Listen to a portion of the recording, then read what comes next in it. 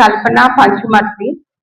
స్వచ్ఛంద సేవా సంస్థ మానవత గుంటూరులో పలు సేవా కార్యక్రమాలు చాలా చక్కగా నిర్వహిస్తున్న సంస్థ. ఆ సంస్థలో నేను అవయవదానం అనే విభాగానికి డైరెక్టర్ గా ఉన్నాను.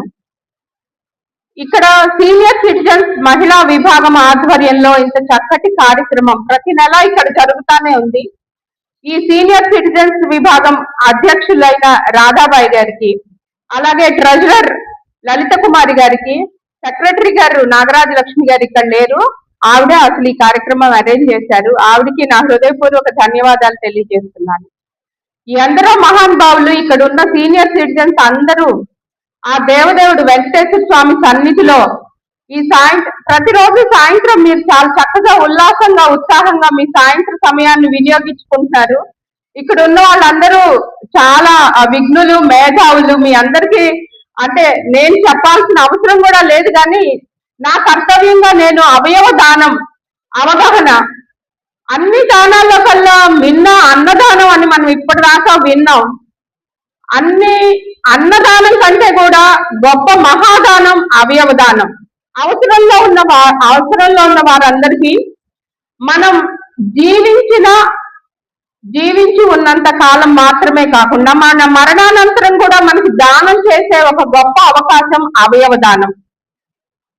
సడన్ గా ఇప్పుడు అవయవదానం గురించి మాట్లాడాల్సిన ఆవశ్యకత ఎందుకు పెరిగిందంటే, బాగా ఎక్కువగా అవుతున్న రోడ్ యాక్సిడెంట్లు, సడన్ గా బ్రెయిన్ స్టెమ్ డెత్ అవుతుంది. సడన్ గా ఈ బ్రెయిన్ డెత్ అవటం మూలాన ఇంటర్నల్ ఆర్గాన్స్ బాగానే ఉంటున్నాయి, కానీ డెత్ అనౌన్స్ చేయాల్సిన పరిస్థితి వస్తుంది. వెంటిలేటర్ మీద ఉన్నప్పుడే కనుక మన చుట్టాలకు కానీ, స్నేహితులకు కానీ, సన్నిహితులకు కానీ, మన చుట్టుపక్కల ఎవరికైనా కానీ ఇలాంటి పరిస్థితి సంభవించినప్పుడు మనం కొంచెం ఓర్పుతో ఓపికతో గ్రీఫ్ కౌన్సిలర్స్ గా మారి నేత్రదానం చేయొచ్చు, అవయవాలు ఇవ్వచ్చు. ఊపిరితిత్తులు, గుండె ఊపిరితిత్తులు, కిడ్నీలు, లివరు, ప్యాంక్రియాస్ కూడా మనం వెంటిలేటర్ మీద ఉన్నప్పుడే కనుక మనం గ్రీఫ్ కౌన్సిలర్స్ గా మారి కుటుంబ సభ్యుల సహకారంతో కనుక మనం ఈ గొప్ప దాన ప్రక్రియ, ఇది చాలా క్లిష్టమైన సమస్య, అతి సున్నితమైన అంశం. కుటుంబ సభ్యుల్ని ఈ కౌన్సిలింగ్ చేయటం అనేది అంత తేలిక విషయమేం కాదు. మనం మామూలుగా ఇన్ని రోజుల నుంచి ఉన్న మూఢనమ్మకాలు, కొంచెం మూఢాచారాలు కూడా ఉన్నాయో లేవో, స్వర్గాలు నరకాలు మనకు తెలియదు. అయితే స్వర్గానికి వెళ్ళాలన్నా మనం అవయవాలు లేకుండా వెళ్తామేమో, అవయవం అంటే ఒక పార్ట్ తీసేస్తే అక్కడ వాక్యూమ్ వచ్చేస్తుందేమో అనే అంత అపోహల్లో కూడా మనం ఉంటాం. కాబట్టి చాలా చాకచక్యంగా మానవతా సభ్యులు చాలా మంది ఈ కార్యక్రమాన్ని భుజాన వేసుకొని ఎవరికైనా చుట్టుపక్కల స్నేహితులకి, సన్నిహితులకి ఇలాంటి పరిస్థితి వచ్చిన, సడన్ గా మ్యాసివ్ హార్ట్ అటాక్ వచ్చిన, ఈ రెండు కేసులు చాలా సూటబుల్ ఆర్గాన్స్ డొనేషన్ చేయటానికి. అంటే అప్పుడు దాకా ఆరోగ్యంగానే ఉంటారు, సడన్ గా బ్రెయిన్ స్ట్రోక్ వల్ల కానీ, సడన్ గా హార్ట్ స్ట్రోక్ వల్ల కానీ మరణం సంభవించే సమయంలో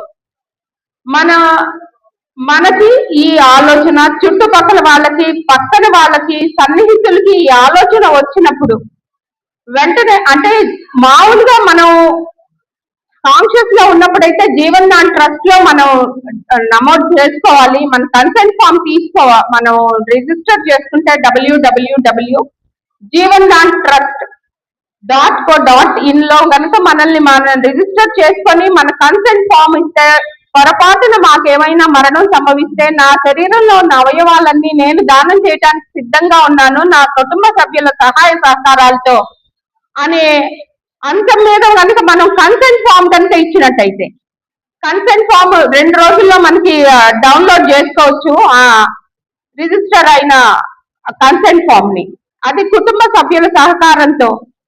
ఈ మరణం గురించి వినటానికి అందరికీ బాధగానే ఉంటుంది, కానీ తప్పదు. ఇంకా మనకే అని కాదు, మన కుటుంబ సభ్యులకే అని కాదు, స్నేహితులు, సన్నిహితులు ఎవరికైనా సరే ఇలాంటి సమస్య వచ్చినప్పుడు చాలా భారమైన హృదయంతో దృఢమైన నిశ్చయం తీసుకొని గ్రీఫ్ కౌన్సిలర్స్ గా మారి 2 రోజుల క్రితమే మా మానవతా సంస్థ చైర్మన్ గా ఉన్న పావులూరు రమేష్ గారు మా అందరి ముందే ఇట్లాగే వెంటిలేటర్ మీద 10 రోజుల నుంచి ఇంకా లాభం లేదు తీసుకెళ్ళండి మన అప్పుడు దగ్గరుండి ఇక్కడ ఈ ఉదయ్ హాస్పిటల్లో కార్నియాని డొనేట్ చేపించారు.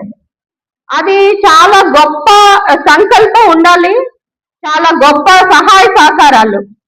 అంటే మరణించినా కూడా మన కన్ను అంటే చూడగలుగుతుంది, జీవితాన్ని చూడగలుగుతుంది. అలాగే అవయవాలు కూడా ఎంతో ఇంపార్టెంట్ ఆర్గాన్స్.